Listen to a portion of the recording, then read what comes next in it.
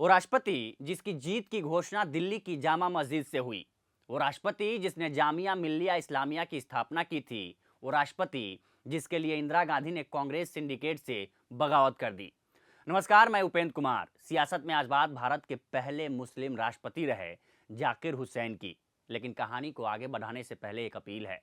अगर आपको सियासत की मेरी कहानियां अच्छी लगती हैं तो आप क्विंट मेंबर बनिए और हमें सपोर्ट कीजिए। इसके कई फायदे भी हैं जिन्हें आप इस वीडियो के डिस्क्रिप्शन में देख सकते हैं।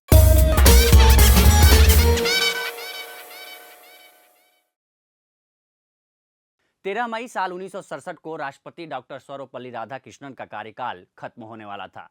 इसके साथ ही देश में राष्ट्रपति चुनाव की सुगबुगाहट शुरू हो गई थी। नई नई प्रधानमंत्री बनी इंदिरा गांधी के लिए ये चुनाव बहुत महत्वपूर्ण था, क्योंकि साल 1967 का लोकसभा चुनाव आज़ादी के बाद कांग्रेस के लिए सबसे बड़ा झटका था।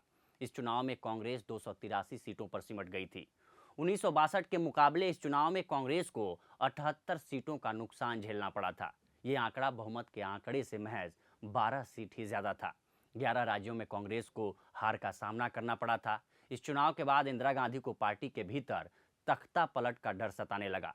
इसलिए इंदिरा गांधी ने अपने को मजबूत करने की कवायद शुरू कर दी, क्योंकि प्रधानमंत्री बनने के बाद इंदिरा को समझ में आ गया था कि अगर वो कांग्रेस सिंडिकेट की पकड़ से बाहर नहीं निकली तो इसकी कठपुतली बनकर रह जाएंगी।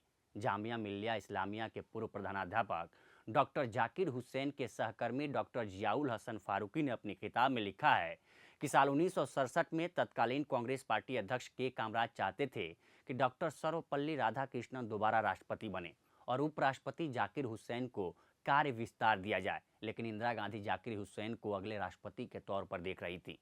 हालांकि इंदिरा के मन में यह शंका थी कि जाकिर साहब इस पद के लिए तैयार भी होंगे या नहीं।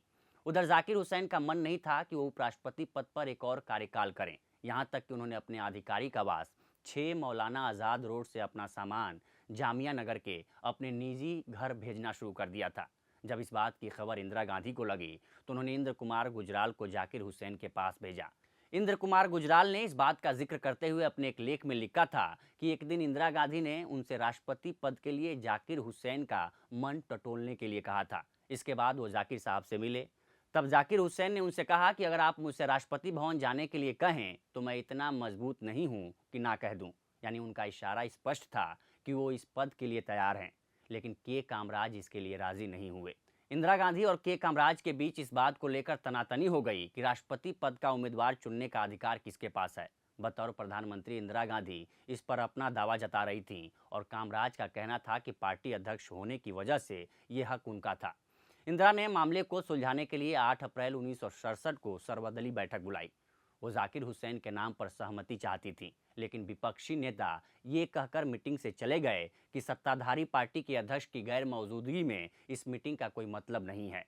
कांग्रेस में फूट को देखते हुए विपक्ष ने तुरंत मौका हाथ से लपक लिया और विपक्ष ने सुप्रीम कोर्ट के 9वें चीफ जस्टिस के सुब्बा राव को अपना उम्मीदवार घोषित कर दिया।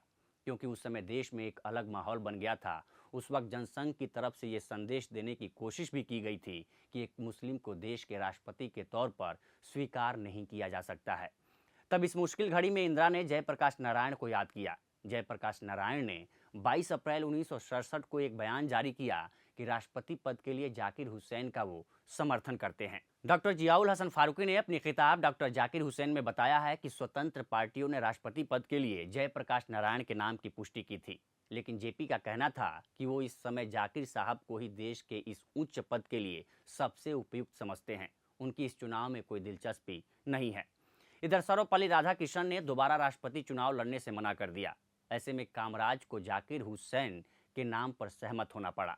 हसन फारूकी अपनी किताब डॉक्टर जाकिर हुसैन में लिखते हैं कि साल 1967 के राष्ट्रपति चुनाव के लिए उनके प्रतिद्वंदी कोटा सुब्बा राव देश भर में घूम घूम कर जहां अपने लिए समर्थन जुटा रहे थे, वहीं जाकिर हुसैन अमेरिका की मिशिगन यूनिवर्सिटी की स्थापना के 150 साल पूरे होने पर आयोजित कार्यक्रम में शिक्षा पर भाषण दे रहे थे और राष्ट्रपति चुनाव से सिर्फ 3 दिन पहले देश लौटे थे। 6 मई साल 1967 को राष्ट्रपति चुनाव के लिए वोटिंग हुई। 9 मई की शाम को नतीजों की घोषणा हुई। जाकिर हुसैन को 4,71,244 और के सुब्बा राव को 3,63,911 वोट मिले। आकाशवाणी का नियमित प्रसारण रुकवाकर जाकिर हुसैन की जीत का ऐलान किया गया। इसके साथ ही दिल्ली की जामा मस्जिद से भी जीत की घोषणा की गई।